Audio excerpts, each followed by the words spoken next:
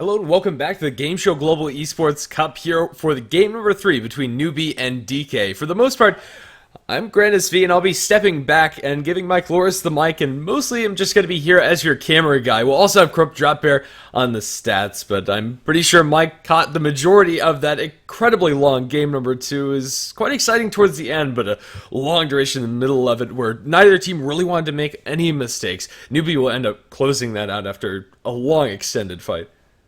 Oh yeah, I thought it was gonna be the tail end of it because Newbie were pushing into the DK's base and 2 racks ahead. Usually you're gonna win from there soon afterwards, but apparently I was wrong. Got quite crazy pretty quickly with rapiers. A lot of rapiers purchased, a lot of rapiers lost. I am gonna have to defer to you as far as the draft is concerned because I did not see the order or the priority of these teams, but for the most part, you would expect Newbie the fast favorites and DK giving them a pretty decent run for their money. I had no idea what happened in game 1, for the record, so there is that. But yeah, it should just be, for the most part, par for the course draft, except for Newbie grabbing his Spirit Breaker rather early. Going to place a lot of priority on this initiating hero, which I saw in last game was a decent Lifestealer taxi for one thing, but also just being able to apply a lot of pressure early. If you're looking to end the game, if you're tired of playing those hour and a half games, Spirit Breaker is a pretty good start. Yeah, fair enough. As far as game 1 is concerned, it was so long ago now, but how, with like an 800 GPM Juggernaut, crushed DK mercilessly. It was not even close. From the lanes to the end, it was just a very convincing victory, and we'll have to see if Newbie are able to replicate that. A lot of it came down to the draft and just a very clear game plan coming out from Newbie that they executed very well in game number 1. In game number 2, things got messy, and I think both teams at different times played way too super safe, and right now, I'm not sure if safe play is going to be enough for DK. They need something a little bit crazier. We did see that from Newbie in their kind of group stage round robin type games where if they got ahead, if they were down a single asset, like if they didn't have a BKB on a Shadow Fiend or something like that, but they had everyone else alive versus 4, they just wouldn't go in for that. So they're playing as safe as humanly possible. Sometimes it's a little bit frustrating to see because you're like, well, guys, you could just win the game right now if you just went in. Just go ahead and win. But they decide not to. But hey, if it works, it works. Can't really knock them for that. And again, if they win this game, they're going to be taking a flight to Europe, going to be competing on land. So it should be very interesting to see how newbies stack up against the other teams. As well, TNC actually did advance from the C region, so I'm not sure how familiar newbie are with that team, but another potential matchup for the future.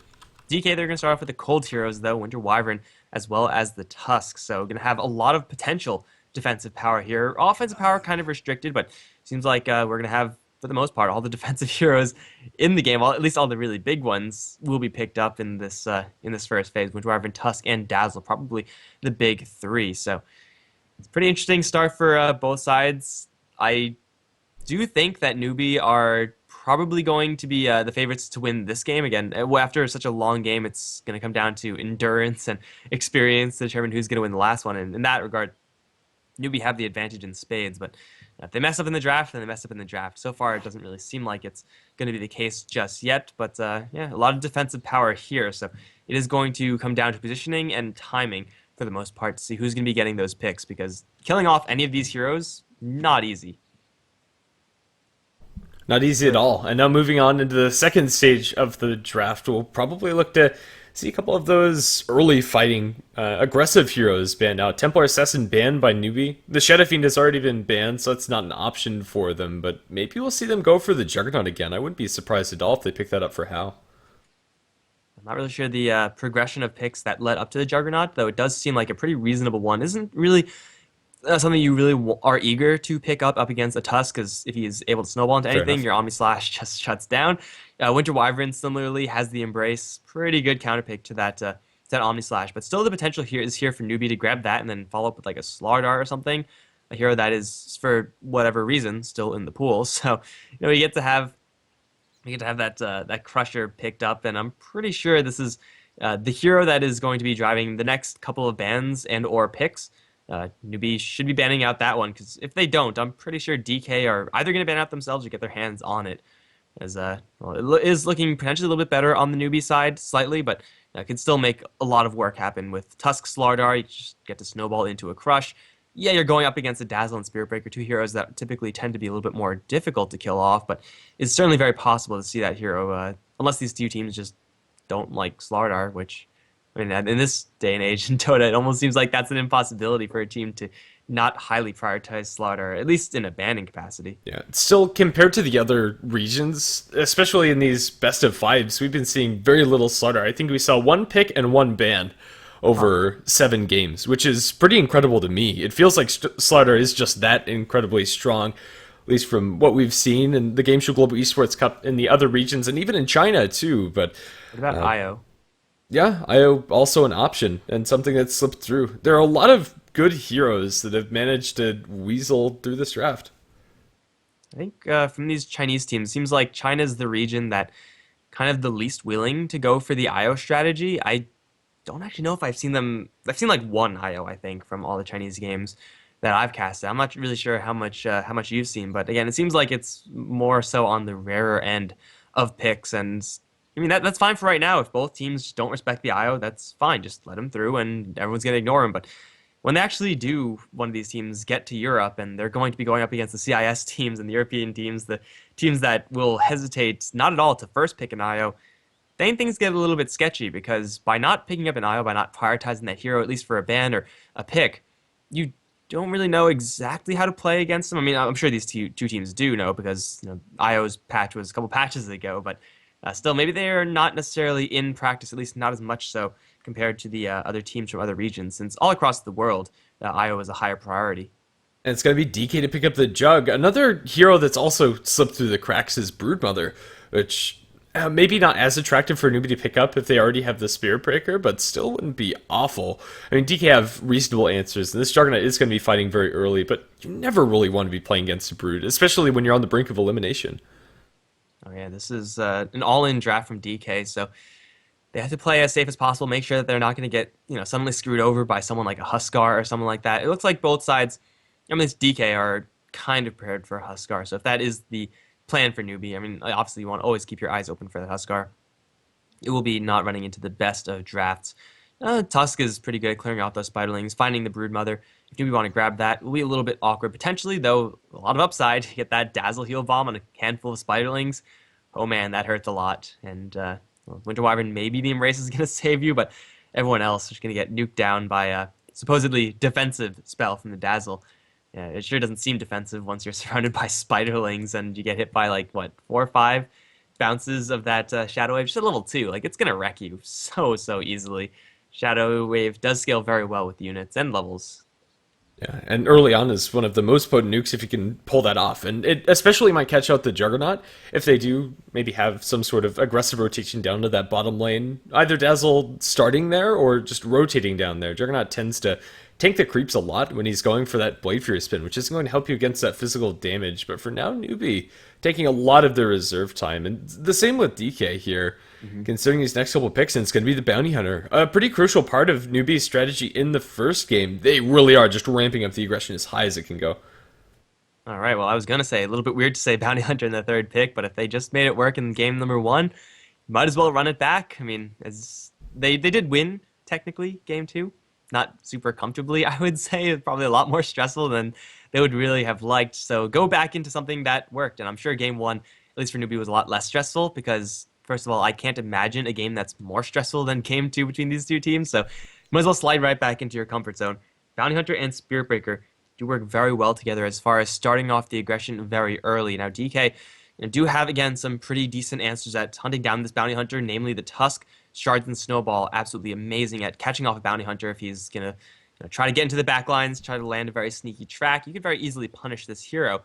But aside from that, we'll see how aggressive Newbee actually want to be. As far as mid lane heroes are concerned, none are picked up just yet. I wouldn't imagine that. I think the C region is the only region that really frequently runs Juggernaut mid. And it seems like that's not going to be the case. Queen of Pain is the pickup here for DK. Wind Ranger, the other big hero in the mid lane, seems like just to find one here for Newbee to grab. Don't really see them going for really anything else since all the big ones are banned out or taken in the Queen of Pain.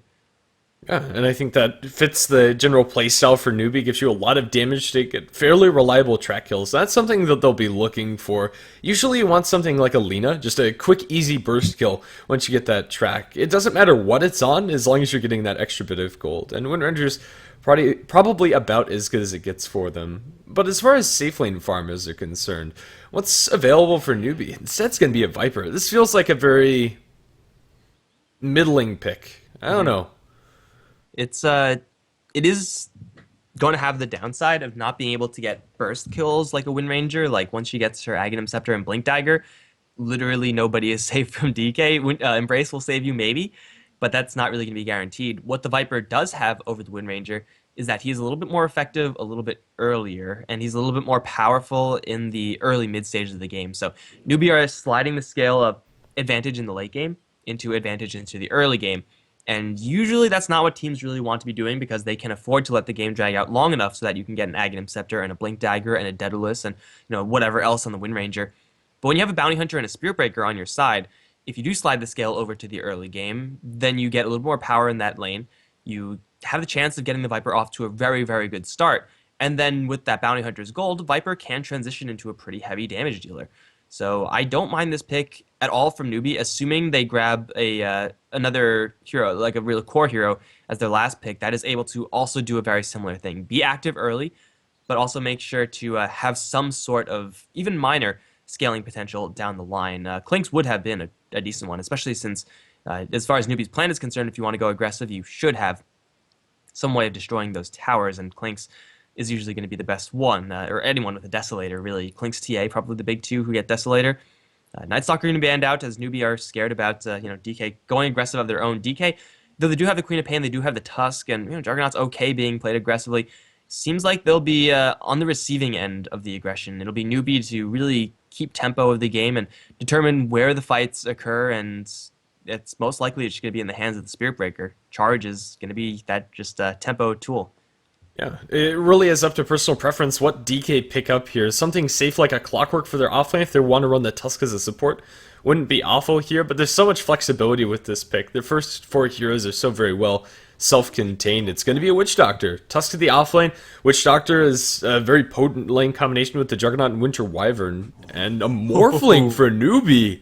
Ooh, I like that a lot. Not because it's necessarily the best pick they could have gone for, but because it's a Morphling. Well, Morphling actually doesn't have that many answers here. It is possible, of course, that DK bursts him down. But if you're going to try to Omni-Slash a Morphling, you have to deal with Waveform. You have to deal with the fact that he might just disappear on you because of Replicate. You have to be very careful about how you approach this hero. Uh, yeah, it's definitely a refreshing change of pace at the very least for the Newbie side. Again, DK don't really have a ton of answers, and as far as Morphling working within Newbie's draft, this is the type of hero that can do an okay amount early on. I would say, heroes like Luna, probably safe lane carries that will do the most early on, since they're all about that early game. But Morphling with the waveform, if you just get a charge in on Spirit Breaker going into someone like Tusk, you can definitely get those kills super easily. And Morphling also can get into melee range of said hero. With Spirit Breaker getting to melee range, you know what happens then? You get a big old Shadow Wave, and things are going to be hurting a lot. So the combos are definitely here from the Newbie side, and if Morphling is able to get just an okay start, doesn't even need a great start, with a couple tracks here and there, a 6-slotted Morphling is going to be so much decisively stronger than any late game hero that DK has, unless DK get there first and are sitting at 6-slotted status for a lot longer. Morphling is a lot more powerful than Juggernaut in the late game, mostly because Omni Slash versus Morphling doesn't do jack. Yeah, at least in a head versus head fight, it'll be interesting to see how they approach the engagements if it does get to the late game stage. Both the Morphling and the Juggernaut are very good at killing off the auxiliary heroes, and the scaling from the Queen of Pain probably a little bit better than the Viper, and then you have the Winter's Curse, which is always something to keep in mind. Another similar move coming out from Newbie's Bounty Hunter, going very deep for presumably the ward right between these towers around this area, and he's going to go ahead and place that now. All right, so before we get any action on our hands, let's go over who's going to be playing what. On the DK side, from top to bottom, Juggernaut rather, is going to be played by QD. YCYK is on the Quap. XSS is on the Tusk.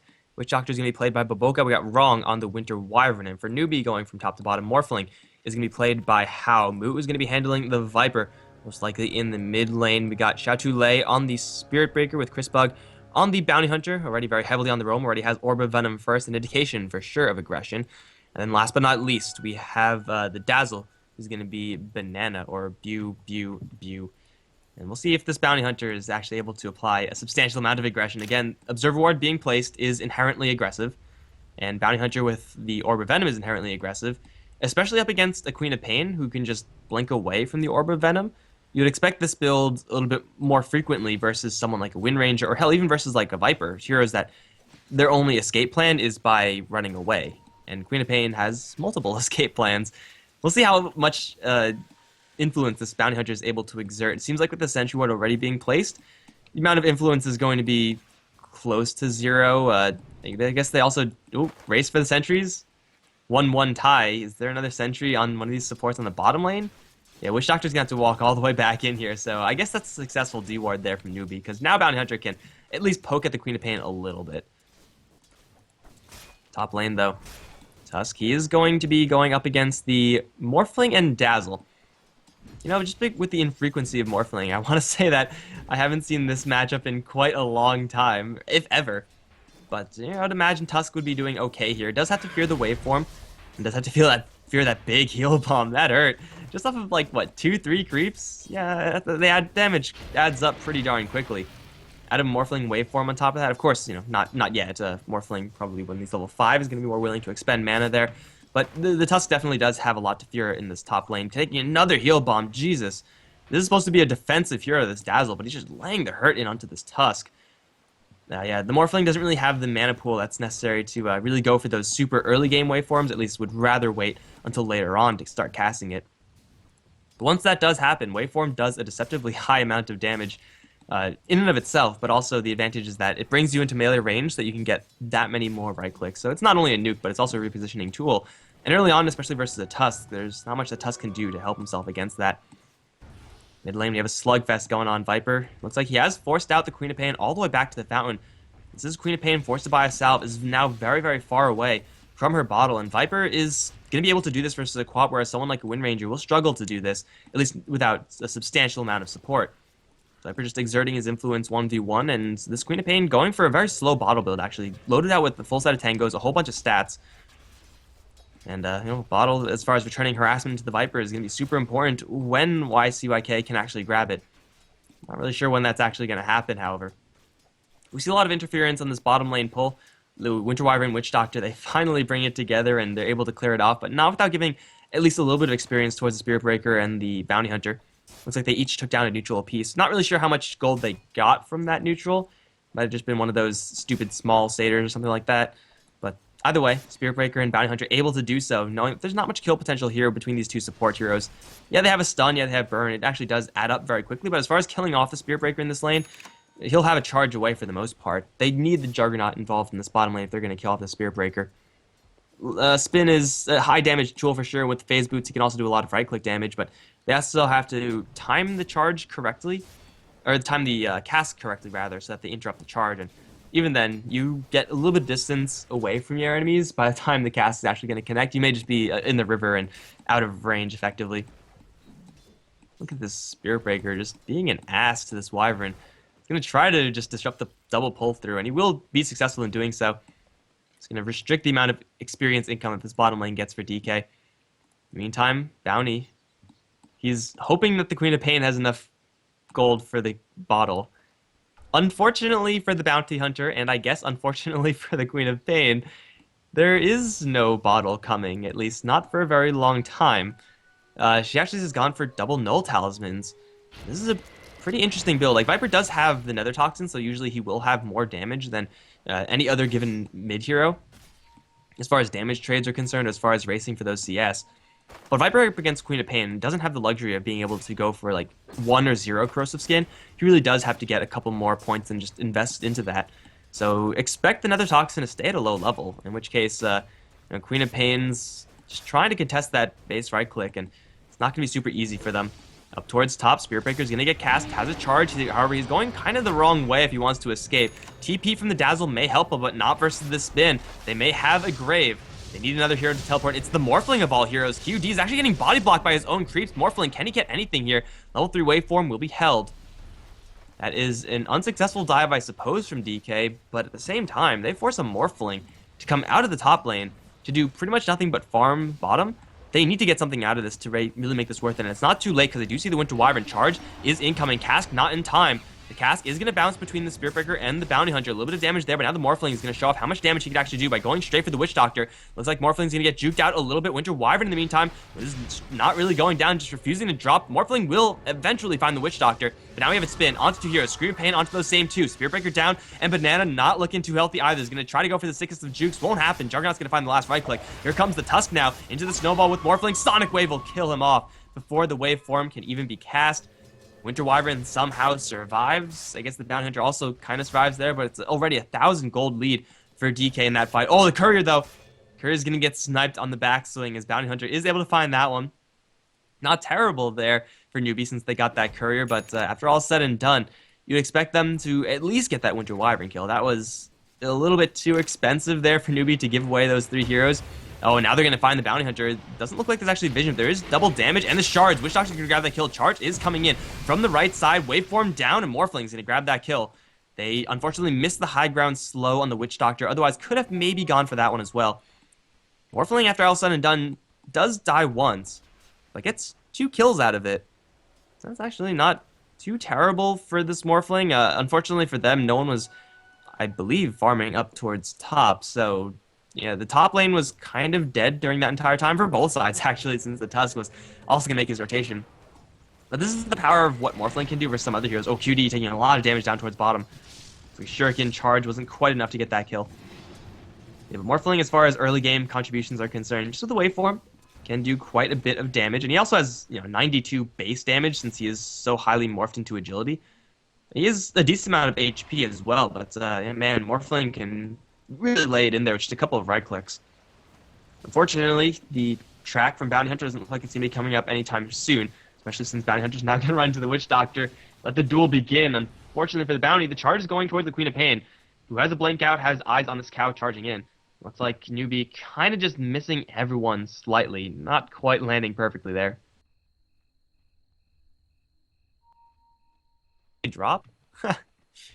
Well, it seems like that's why. Was I just talking to myself the whole time, dude? No, you were just very robotic, and then the call finally decided to give up the ghost.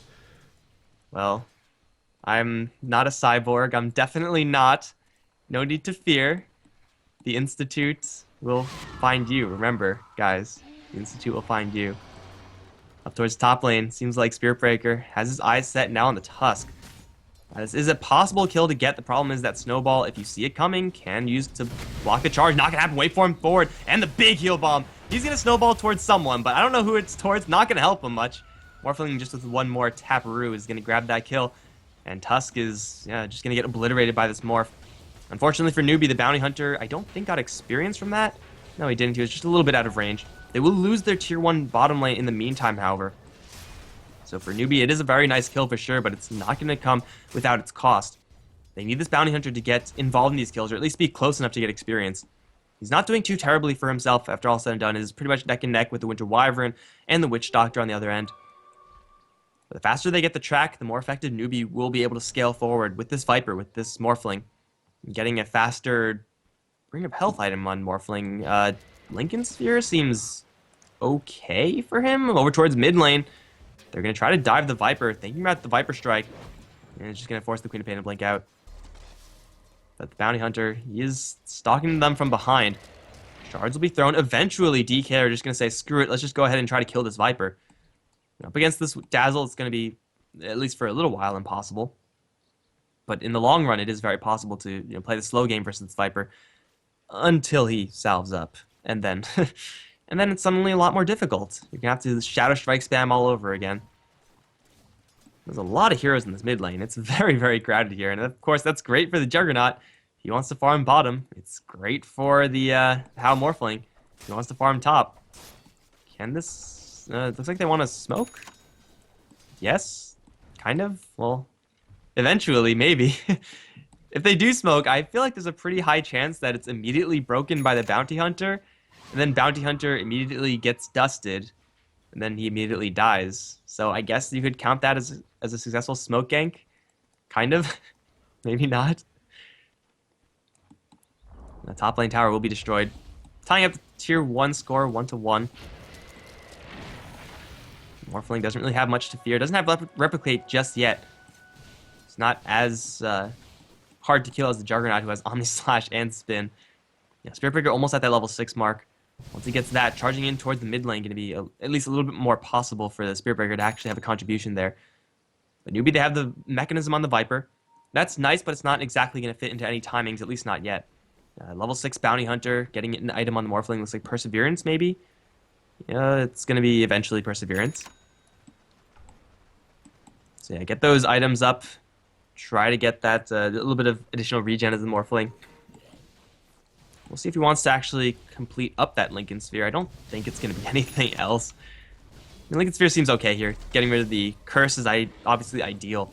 Although more likely than not, it's just going to absorb like a Shadow Strike or a stun from Witch Doctor. Oh, they're going to catch the Bounty Hunter. Surprise! There's Juggernaut, and there's Dust. They don't even need the Omni Slash for that. Bounty Hunter just needs to absorb a little bit of experience, and most likely the safest place to do so is on this bottom lane. But it's not going to be super safe with a really deep Observer Ward from the Radiant being placed down. Yeah, good luck actually getting that position. You're going to have to stealth in and hope that they don't see you to stealth out of it. Morphling going to get snowballed up towards top lane. This is going to hurt because here comes the Queen of Pain. Sonic Wave is there. She's going to try to straight TP out. Cask is in the air, not going to land. Morphling Strength Morph, real strong. And the Cask may or may not follow him, but won't do anything. I do like how this Morphling is not keeping at like 500 HP. Usually you feel kind of safe being at like 700, 800 HP as Morphling. You obviously want to have as much agility morphed into as possible. But took a Sonic Wave, took a hell of a lot of focus up towards top. And they're just going to get right back on the horse and continue farming. Over towards mid in the meantime, Viper going strong onto this Quap, just doing a lot of free damage. And DK, they have yet to really... Oh, well, actually, they're going to maybe lose this Tusk right now. Another Strike is going to connect. This is going to give Bounty Hunter a lot of experience. That's going to be Spiritbreaker to draw that kill. Gets a couple of souls for himself. And, well, I guess for QD, it's fine on the bottom lane. This Juggernaut has a Perseverance of his own. And he is pushing very, very quickly down this bottom lane. Ring of Aquila, of course, turned on. The Morphling can kind of do the same, to some extent. Has definitely more to worry about than the Juggernaut, though, so he'll be a little bit more restrained. But look at this Viper's positioning over in mid. This is the classic, I'm going to dominate the lane position as Viper. Oh, Bounty Hunter, though, going to walk right over a Sentry. The Dust is not on the Queen of Pain, and it looks like he's now out of range. Who has the Dust? It's the Witch Doctor. They're going to blind find him with the Scream, though. Bounty to fall. I mean, now he knows that there's vision there, which is, I guess, kind of nice. But Bounty's still not at that level 6 mark. They're going to charge in towards mid, try to save this Viper, who is going to get cursed. Spiritbreaker beating down on his buddy right now. Grave a little bit too far away. They'll lose the Viper. Probably won't lose the Spiritbreaker, although with the shards, going to make it hard for him to escape. He's, in fact, completely body blocked in. He's going to try to Grave TP. Is there anything to cancel this? Seems like no. He's going to get back to the fountain, sticking down to dots, but will not die. They lose the Viper, though. It does cost DK a hell of a lot in the meantime, as they have to use pretty much all of their ultimates to bring that hero down, but hey, a kill's a kill. Tower now going to take a little bit of siege damage. Charge coming back in. It's straight from the fountain, level 3, so it's going to be here pretty quickly. And if they are able to scrape together a fight, I feel like it kind of has to have the Morphling, but he actually doesn't have a Replicate, nor does he have a TP. Charge coming in through everyone. That's a 3-man charge. Another strike onto Winter Wyvern. Can they bring him down before the Embrace? Seems like they will be able to. However, they lose the Bounty Hunter in exchange. They do get the Winter Wyvern kill beforehand, though, so it's experience for the Bounty Hunter. That's good enough. Now they get the slow onto the Witch Doctor. A couple more poison attacks will get the Viper a double. And that should just about be it, I think, for Newbee, especially since the Bounty Hunter did get at least some experience from that. Makes it completely worth it. Not only that, though, but Tao is on the bottom lane. Morphling continuously split pushing. 2,500 gold. Now has a TP. He's going to test the Juggernaut. And it looks like with the Replicate, Omni Slash is not quite going to do enough. Although they have a charge. Cow is going to cancel it. You don't really want to charge into an Omni Slash. Typically, that's not recommended. And especially without another strike. If you have another strike, maybe he goes for that. There's a small chance that he goes for that. Now the tower is denied, and for Newbee, yeah, they're 2 kills behind, but the Morphling and Viper are very, very far ahead. That's why we see the advantage in Golden Experience now in favor of Newbee. Not really by a substantial amount, but it is enough to make them feel comfortable once this Bounty Hunter gets track. to start going for these mechanism plays across the map. It looks like they might start with QD. Well, he's going to grab his Battle Fury. They know about it. But the Juggernaut also knows that he's charged. Or something's going up. And he'll fall back. Poor Bounty. This is going to be a slower level 6. I'm not actually sure of the average level 6 timings. I'm not sure if Drop Air can provide that to us. Most of the time, you get it around, like, I want to say 10 to 15 minutes, with 20 minutes just being, like, the glacially slow games on the Bounty Hunter. Yeah, I'm not entirely sure. Got a charge now going all the way down towards bottom. But the Spirit Breaker, as fast as he is, just always starts these charges from so far away. It's going to cancel it mid-river. Still, Newbee, they just need to get this level 6 on Bounty, then it's all going to start to ramp up. How is getting a lot of farm up towards the top lane. He's going to pop a Replicate, has a TP back to the base, and then, you know, a yank back, kind of Ember Spirit-esque, and it should be his Linken's. Yeah, Linken's completed. That's a nice item, not an aggressive one. Linken's is really defensive. Stats are kind of nice. They're going to charge in towards the Queen of Pain. She does blink out beforehand, however. Charge is going to connect. Earn. Okay. That'll show her. Yes, you have so many earn charges, you might as well use them. It was a harassment earn charge. Did nothing, of course. And oh, Bounty's going to get dusted. The perfect read from the Winter Wyvern. This Bounty Hunter is so screwed. Snowball in. Walrus Punch not even able to land. How the hell did they know that Bounty was there? How? What? There's no detection in the area. They must have just had the Bounty Hunter inkling. Juggernaut is invis as well. Uh-oh. No, not Banana. Omni Slash, Graven time. Nope. That's going to be a very easy kill for Juggernaut, but now can he escape? Because he's going to run straight into a Viper. He's going to spin and block out a lot of that magic damage. Now here comes the backup. It's a Snowball in from the Tusk, walling out the Morphling and the Bounty Hunter. He's going to wait for him in regardless. Sonic Wave cutting through 2. Morphling. He better have Replicate out. He doesn't actually. He's going to try to Strength Morph his way to freedom, but that's not going to work. He's taking so much damage right now. No charge is going to save him here. Shards will fly, but it's going to be a 3-0 after all is said and done, as Newbee kind of just jump in one at a time into their own doom. Snowball in. They see the cow. Better move out of there. Get it? That was terrible. I'm sorry. It's going to be a tower to fall, however. The Winter Wyvern is somehow going to grab the last hit there, and Newbee still don't have this level 6 bounty. And even then, it's going to be, you know, now that they've lost so many towers, it's a little bit more difficult to actually get these kills with the track. No, guys, Grandis did not pass out. At least I sure as hell hope not, because then the camera would just be, like, in one spot, and I'll just be, like, talking over it. On average, Bounty Hunter reaches level 6 by 14 minutes. Okay, that's actually a good timing to know. It's not that bad. I mean, for every 20-minute Bounty Hunter game, you have a 10-minute Bounty Hunter game, right?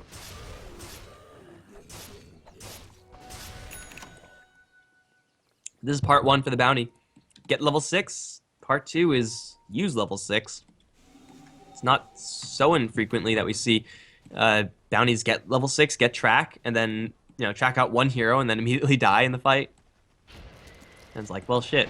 I guess I have track, but having track and using track, 2 different things.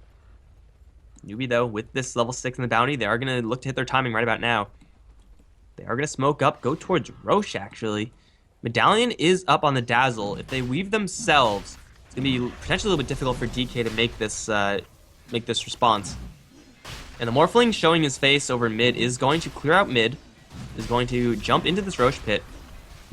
There's nothing coming in just yet from DK. Sentries being placed. You know, you got to protect yourself against that Bounty Hunter, man.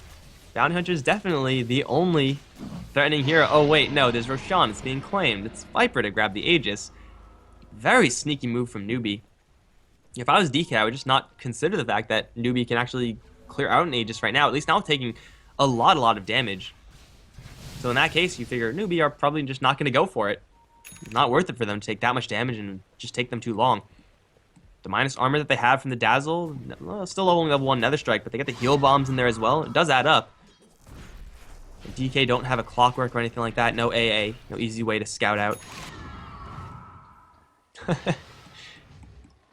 Grandis, they miss you. They want you back. I can be back for a little bit. The people call for Grandis and he arrives. The people's champ. You don't have. I got this, dude. Unless something exciting happens. But it doesn't look Fair like this enough. game is going to have much exciting things happening, at least not yet. As this bounty hunter just grabbed 6, but, again, I don't think has actually used track yet. Oh, man, he's going to get a track. Kablam. And then immediately it's going to get spun away.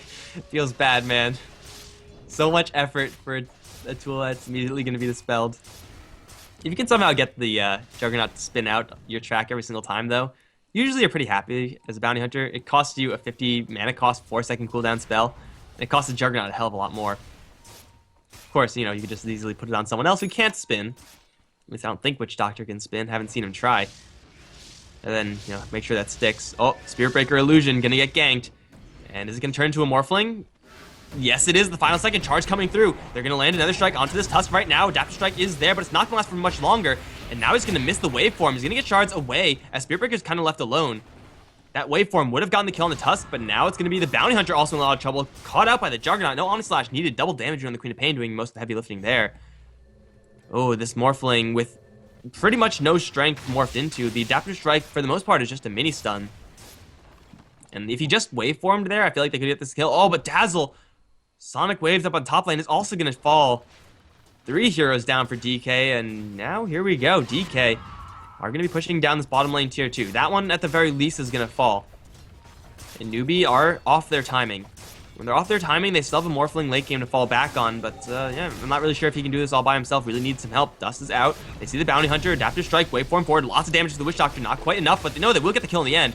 Omni Slash in the back lines, Viper's gonna tank all of it, now just gonna man fight the Juggernaut. He's losing this man fight, the spin is there, but up against 3, soon to be 4 heroes. This Juggernaut's not going to win this, he's gonna die. Mega kill spree giving up to the Viper. Winter Wyvern in the trees, just gonna leave. No sense risking yourself at all. That's going to be Morphling doing a hell of a lot of damage. Like, Jesus, that was a lot of damage. I guess it is like a level 14 Morphling going up against a level 8 Witch Doctor, so it wasn't exactly a fair fight to begin with. But, yeah, Morphling with Yasha, with the Lincoln Sphere. Probably, yeah, up against the... Juggernaut had Manta Style on Courier going out to him. Did they pick off the Courier? No, Courier's still alive. Courier's alive. Also, worth noting, I think they're taking a bathroom break. Bathroom break for everyone. Not me. I don't have to go. We're good here. Because we're professionals. We're stone cold pros. We never make jokes or bad references on this stream. Ever. Never, ever. No. But yeah, the Morphling doing a lot of damage. He's definitely going to go for the Manta Style, I feel.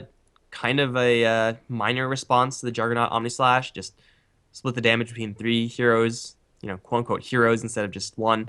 But also to get rid of that Orchid for the Queen of Pain, which usually just going to be backbreaking for the Morph. But if you get rid of that, you do have to worry about the Winter's Curse and the Cask and the Walrus Punch and stuff like that. But Morphling's ability to strength gain, usually he's going to be fine to survive all of that and waveform out or replicate out. If you replicate out, you're just fine. If you waveform out, you're still maybe in a little bit of trouble, but not completely. Yeah, the only way they have stopping him from morphing is the Orchid from the Queen of Pain. If he gets Manta, that threat is completely gone. It is also worth noting that both teams have Midases, 2 on the side of Newbee. 1 for the Viper, 1 for the Spirit Breaker, and 1 picked up by the Tusk. Wow. Dude, there's going to be so much gold here. So many heroes so many creeps turn into gold. It's going to be a real tough game for these creeps to survive. So, seems like there's something about these two teams that makes them want to go for the long game. And well, I guess it's better that this happens now since I'm here, because I'm not sure if like 3-hour-long games it's possible to survive that and still It's been a lot more than 3-hour-long games. Let's be fair. There was that full best of 5 beforehand. Oh, no, I'm saying like on top of that. Plus you have 3 games that individually last an hour plus, or Yeah. I think it was 3. Was it 2? I have no idea. In the meantime, I have a nice cushy 3-game best of 5 as TNC just steamroll Sig Trust. We thought that that was going to be a longer one. I mean, that's why we went with the schedule, but apparently we were very, very mistaken. It feels like the Chinese teams just play so safe when there's something on the line.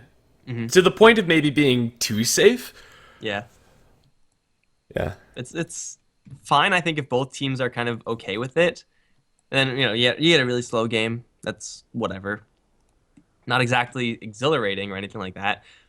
But it really gets interesting when they have to go up against European teams who are just like, yo, Undying Night Stalker first pick, let's do this shit. Let's go kill them. And then And like then they do. yeah, and then usually they do. Usually the killing plan works out. And then, they have an IO Tiny waiting in the background.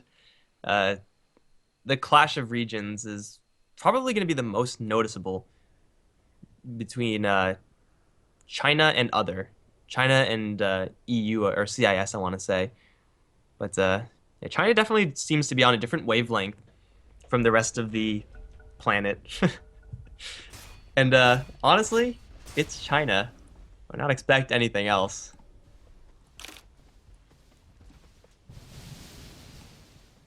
Played by Ice Ice Ice and Stinger once. Did he win the first Morphling game though? Because if he did win, then there's like a 0% chance that he loses this one. That's just how statistics work. It's important to know your win rates. I mean, the fact that he has comparable farm to the Battle Fury Juggernaut, I mean, there's something to be said about that. He is working with Manta Styles soon. Just needs one more orb. That's going to be a second orb, so just, statting up as the Morphling. Generally what you want to be doing as this hero. It lets you keep a lot of your stat gain into that agility. Well, why are we even playing this game? DK literally can't lose. 100% win rate as Morphling on How. Can't lose, guys. Easy game, easy life. Yeah, but it does seem like this Bounty Hunter is going to be in a little bit more of an awkward position in this game. And again, I don't think he's actually gotten any track kills, or at least maybe one. I think it's probably 0. That is not what the Bounty Hunter really wants. He should be the one. Probably... Well, actually, no. There's a Medallion already on the Dazzle. So he's not probably going to go for Solar Crest. There's a Mechanism already on the Viper, so he's not going to go for Guardian Greaves. So what do you get on this Bounty Hunter now? Do you just try to go for straight up, like, Lotus or something like that? Force or Blink feel like reasonable choices. Probably just a Force. Or maybe a Ghost Scepter. Ghost Scepter actually, yeah, it was pretty good up against the Juggernaut. Of course, you're kind of conceding your life to the Queen of Pain at that point, but hey, as long as you're anti-Omni Slash, you could just like tank up also, just try to absorb some hits. Get a Vlad's perhaps, just hold that and help the Viper, help the Morphling do some more damage. Yeah, but this is definitely going to be the most exciting game of all time, as both teams just are going to wait until they're 6-slotted. And in that case, well, I mean, their 6-slot status is actually not that far off from one another. Again, Morphling is stronger than Juggernaut in a 6-slot versus 6-slot scenario. Queen of Pain really depends on what build she wants to go for. Viper usually isn't going to get that much farm, but he's like neck and neck with the Queen of Pain, only a 300 difference between the two, with the Hand of Midas working. Usually we see Viper go for like Aghanims after the Mechanism and then just try to really just tank up as much as they can. But if you wanted to, you can go for a Butterfly, you can go for an Assault Cuirass and a Daedalus or an MKB or something like that, and then really just do a hell of a lot of damage, because, another Toxin plus 160 is no joke, and the slow from Viper Strike, you can still transition into that area. It's kind of like something that we just don't really see, much like a DK, how DK's late game is absolutely insane, but he doesn't really farm fast enough to actually get to that late game. Viper is very much so a similar hero, where you can get a ridiculous late game, but generally you don't want to, and or you can't farm up that much. So, having the freedom to actually go for that this one game, we'll see how late game, how much of a late game build Viper wants to itemize for. Looks like Manta Style is going to be the start. Second Manta Style of Newbee's side, probably the last Manta Style as well. But again, getting rid of the Orchid is certainly not going to be, nothing. Also getting rid of, or mitigating this Juggernaut's Omni Slash. If you Omni Slash the Morphling Viper, suddenly you're Omni Slashing 6 units instead of just 2. Drastically reducing their damage, the Slash's damage output. Juggernaut, though, doesn't seem like he's going to go like all into the spin. Not even going to get a ton of attack speed either. Just going to stat stack, very similar to the Morphling. So yeah, he'll have the Omni Slash, but as far as relying on it to get kills, no, not as much so. Oh, did you see the Morphling blink in? They're going to lose the smoke at the exact same time. That was a pretty good response, I think, from Hal. I'm not really sure how much of that was reaction time and how much of that was I'm just going to leave anyway. But either way, keeping himself safe, locking him down involves Orchid immediately into the Winter's Curse. Like, if you give him more than a second, he's just going to leave. In fact, it has to be, like, almost pinpoint perfect. Just Orchid and Winter's Curse, a couple of milliseconds in between the two. And then you can snowball in for the Walrus Punch. Anything other than that, just not going to fly up against this Morphling. They're just going to go for a straight push down mid, however. This Viper has lost his Aegis. Roshan is going to respond in just 20 seconds. In that time, though, DK are going to be one tower richer. They do grab the mid lane, and well, they are going to think about going up high ground, even. I think they're just looking for a pick off. They're going to try to race the top lane of Newbee. They're pushing pretty fast up towards the top lane, but DK are going to go just a little bit faster. Tracks are going to start to fly. One onto the Quap, one onto the Witch Doctor. Shuriken Trick Shot, the value. A little bit of damage done to this mid tower. In the meantime, bottom lane, Morphling's illusions still working away. Shouldn't be able to do so. Well, the Morphling does have a replicate here. Man up? No. That's a little bit too suicidal. Probably not the best idea. More than 1 hour game incoming. I hope not. No one likes watching those 1 hour games. Especially when it's like a farm fest, not a kill fest. If it's a kill fest 1 hour game, I'm totally on board, but it seems like we're already off that train.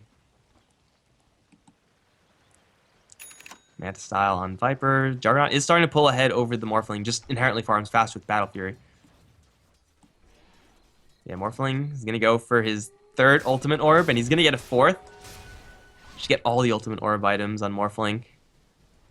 It's 1, 2, 3, 4, 5 ultimate orbs total, so plus 50 total stats. Sure, why not? Seems like a good plan. You have to match the ultimate orbs by the Juggernaut. He has his full Scotty. Oh shit, man. And we're going back for 30-minute Midases, 28 rather on the Witch Doctor, but you know what? DK, They can't have a please. Midas Edge. Alright, so late game scenario. I'm not really sure who is able to play it out better. Again, I want to say Newbee just for the experience reason. The last game was kind of hard to call because it was just so much of a mess, so I'm not really sure, but hey, both sides are okay going late game. They clearly think they have an advantage. Oh, top lane tower will be destroyed. Morphling, a piece on out of there all the way towards mid. Easy tower assassination. He has one ultimate orb. That's it. Yeah, farming it up. Is there anyone who doesn't have some sort of acceleration? This Dazzle needs to get a hand of Midas. If he gets a Aghanim Scepter ever in this game, dude will be straight swaggin'. Or, you know, just a Manta Style. Everyone gets Manta Style. Make this Juggernaut's Omni Slash absolutely, utterly useless. The Bounty Hunter usually doesn't get Hand of Midas because he has Track Gold, but man, this game is looking to be so slow. Just get Midas or farm items on everyone. Like, actually everyone. Newbee are just gonna have to deal with this Roche fight, though. DK, have some vision up. They have the gem on the Winter Wyvern, so they know that there's no Bounty Hunter in this pit right now. With the Healing Ward, they're taking no damage. Newbee need to do some sort of 6 steal right now, but it seems like the Morphling is just a little bit too far away. And it will be Roshan claimed by the Juggernaut. Aegis picked up, and now it's time to straight push. What's the worst that can happen? Again, they don't really have to, but you have an Aegis. You might as well try for it. Well, the question is, where's that actually going to be?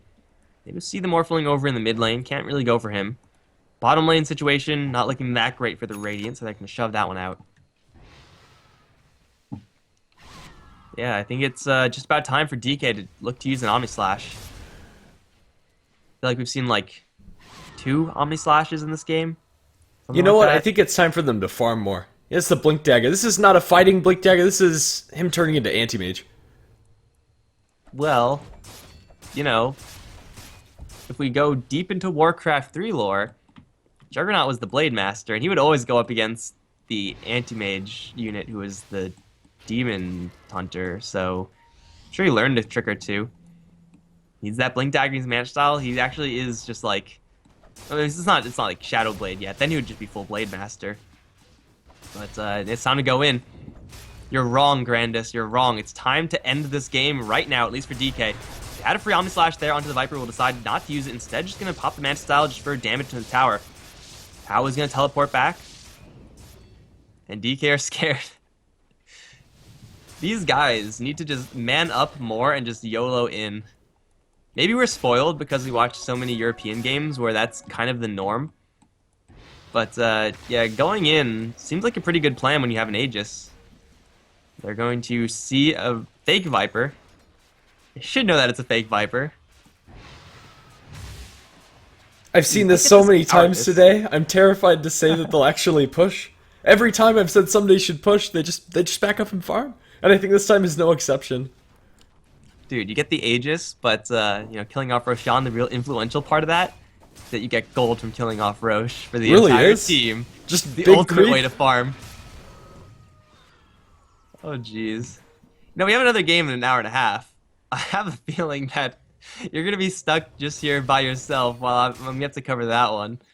London Conspiracy versus 4 Clovers, because this game is not ending anytime soon, although Bounty Hunter, he's going to run to the Winter Wyvern right now. He does not know there's an invisible tusk right next to him. Bounty Hunter's going to get a huge hit from the Walrus Punch. He's dead in an instant. Charge is incoming.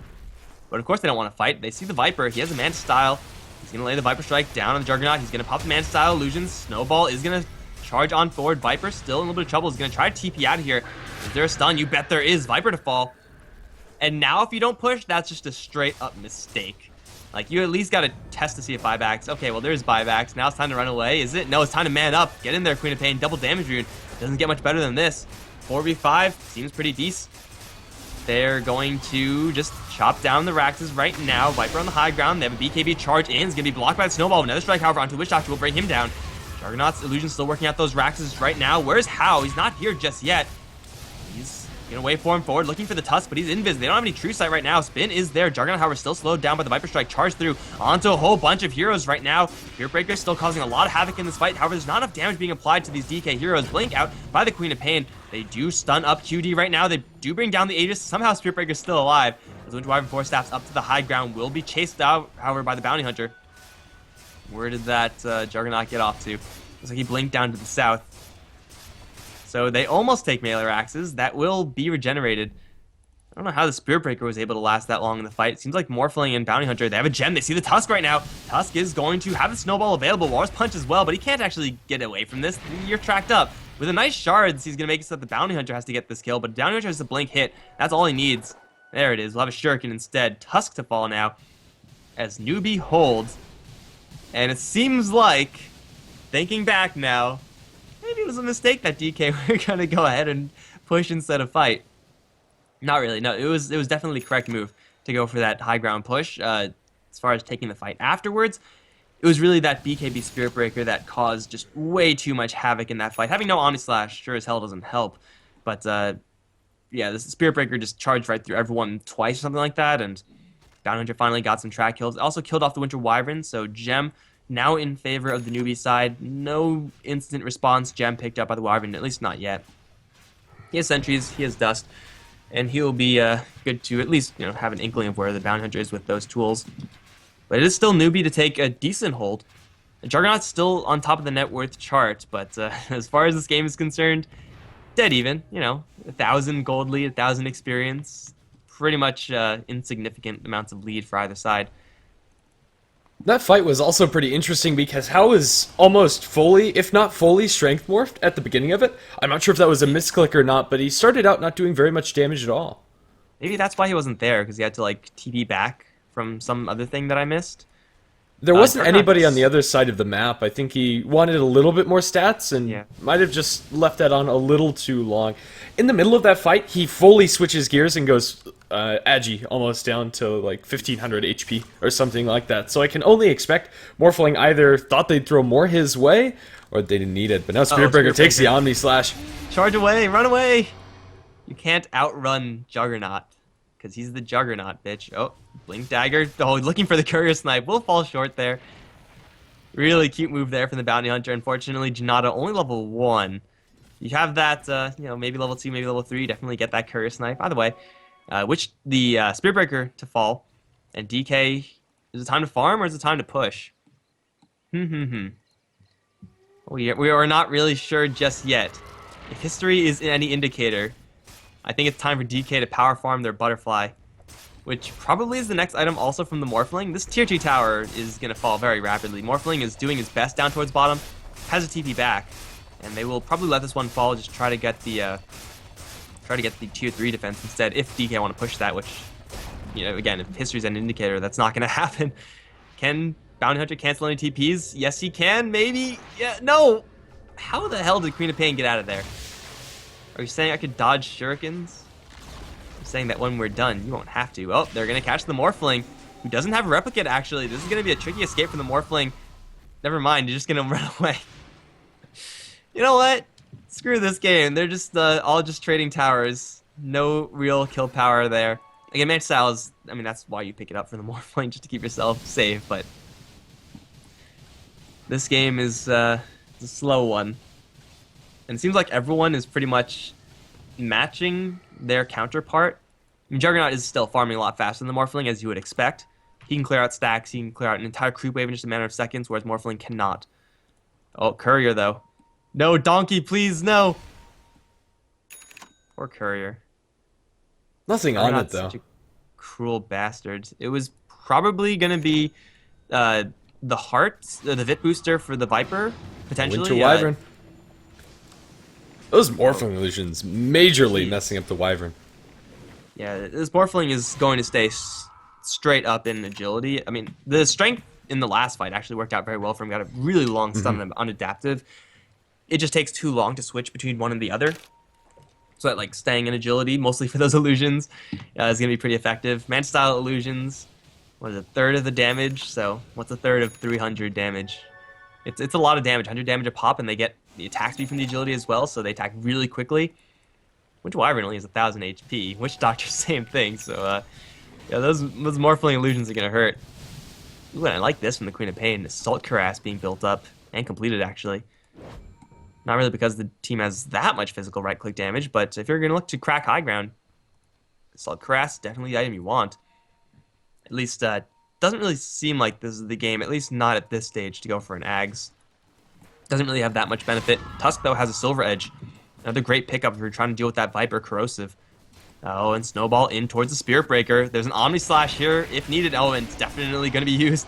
He got into the trees, but they was still chased down. In the meantime, though, Queen of Pain, the even trade. Morphling should not be able to kill off a Quap unless he has a shotgun combo, which he doesn't. He has 6,300 gold, so he can get it if he wants to. Again, I don't really think that's the best build in this case. You just want to go for a Butterfly. But it is an even trade 1-1. Morphling does it by himself, though.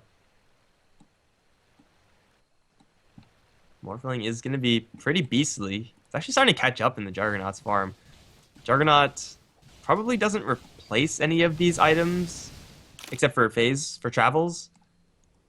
Is it just going to be a straight, like, rush for 6 slot build for both these teams? Seems like that's what we're in for. Butterfly can be one-shot purchased here by the Morphling. And Juggernaut is wrapping around behind the Viper with no Omni Slash. He's going to get slowed down a touch by that Viper Strike. Now he's going to try to spin on out of here. But he is all alone, now tracked up for a little bit of extra movement speed. Oh, they need to land some poison attacks. They do with the Janata as well. This dude is really quick, though, especially with the Flutter. That was kind of aggressive there from the Juggernaut. It was all an attempt to put illusions into the enemy base and try to bring down the range racks. The deepest of plans here for the Jug. But yeah, the Viper is going to be, like, really hard to kill soon enough. As soon as the Courier is going to respawn, that's his heart completed. Not with buyback surplus, which may be what Newbee have to save for. I guess it's kind of why the Morphling, I mean, the Courier also being dead doesn't exactly help his buying. But yeah, get the Courier back alive, get your Butterfly. There is enough for a Butterfly, and then buyback surplus. Barely. But enough is enough. There we go. So now, yeah, Morphling at 281 damage a pop. And Roshan is going to be attempted here by Newbee. Now this time, by DK rather, this time Newbee do know about it. Here come a couple of hard-hitting Morphling illusions. Let's see how much damage they could do. Well, when they're chain stunned by the cast, looks like the answer is none. Morphling knocking a man up there. And there's just another Aegis being claimed by DK. Now, big question, what do they do with it? Are they going to go ahead and push? The Blink Dagger was dropped by the Juggernaut, so straight pushing seems like the order of business here since playing mobile, playing that ganking style, not really going to work out with no Blink Dagger. At least it'll be a lot weaker. We had a game earlier today with, how many cheeses was it? Like 9 Roshans or something like that? So I don't really know if this is the trigger from the push. They're still so close. At what point is the breaking point? Breaking point? I don't know. We'll find out. Gotta spin for those range Raxes. You can hit things that are not taking damage from your spin with the Juggernaut.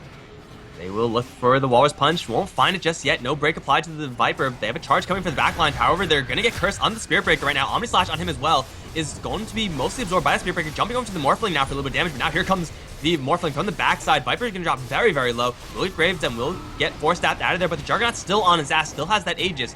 Whereas Morphling, he's just doing this all by himself right now. Spirit Breaker has returned to this fight. He's going to stump a couple heroes, but so far no one has really died just yet. They will finally lose the Aegis on the Juggernaut. Morphling chasing forward for a little bit more. He has so much strength, however. He's still doing quite a bit of damage. Charge forward. Bounty Hunter's going to draw a kill on the Witch Doctor. In the meantime, Morphling chasing forward for more. They have a track now onto the Juggernaut. Can he flutter his way to freedom? Short stun. No, that's a super long stun because Morphling has so much strength more. They're going to work down the Jug and bring him down twice. A 3-for-1, I believe, as the Spirit Breaker was the only one to fall. They see the Tusk, and here comes the Mad Cow. They have a track. You're going to have to snowball dodge this one Tusk, and he will do so, but suddenly surrounded by a million heroes. He's going to get punched up in the air and dropped by the Morphling. It seems like, in this game, and maybe even in the Chinese region in general, having the Aegis means you're going to take a worse fight. So I don't even know why these teams are going for Roshan. It seems kind of pointless. They just get completely eviscerated, only taking down one hero in the Spirit Breaker with an Omni Slash. That's like the guaranteed kill tool. Like, yeah, congratulations, you get a guaranteed kill with it. But now their mid lane is going to be pushed in. The Juggernaut does have buyback. Winter Wyvern and Witch Doctor are going to be up soon. Morphling, about half HP. Still doing a lot of damage with still quite a bit of max strength right now. Now the sustain here from Newbee is not super substantial, but they are going to mostly all disengage. Can the Tusk shard someone, snowball someone, blink forward? Winter Wyvern looking for a curse after a Force Staff perhaps.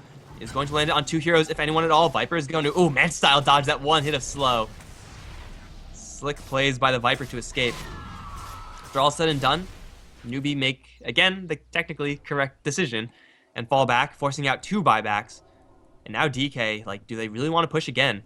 They know how much damage this Morphling can cause in the fight, and he got up to like, what, 4,000 HP or something like that once he's all maxed out in strength.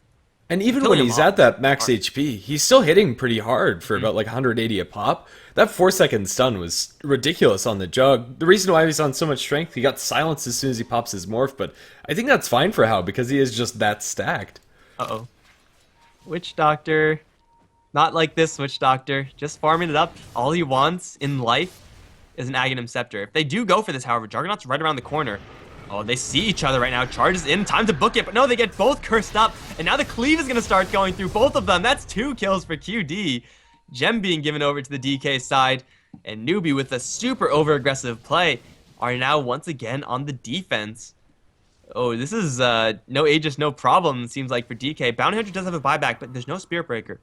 He was the one to tank up most of the Omni Slash last time. He's the disruptive one. He's supposed to be the one buying space and distracting away from the Morphling, who does have a buyback right now, as does the Viper. But it's going to be a tough defense here from Newbee. They should weave up, and they will. Got the Solar Crest as well. It's time to start right-clicking. A little bit of damage. Oh, that's a huge nuke, actually. Snowball in towards the Viper right now. He has the heart. He has the Grave, so he's just not going to die just yet. He's going to Man Style out to freedom. Queen of Pain, in the meantime, going to jump in straight for the Dazzle, but they lose the Viper. Has to buy back. Morphling's going to try to kill off the Winter Wyvern in the back end. He may be successful in doing so, but what's his escape plan from this? Does he have an illusion up? Yes, he does. He's actually chasing after Tusk. He has a short jump outwards. He's going to try to go for the Sigil. Now waveform back. And they hold. They force out a buyback on the Viper. I guess very similar to the hold that DK just did over in the mid lane from that previous push. But it seems like that just might be it. Do DK want to push their luck further? You feeling lucky today, Punk? Like the answer is no.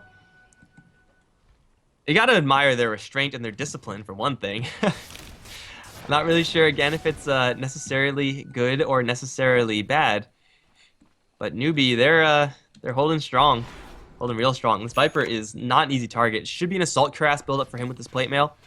Got Travels now up on the Morphling. How close to being 6-slotted is he? Well, Travels, Moon Shards, and then Demon Edge completion.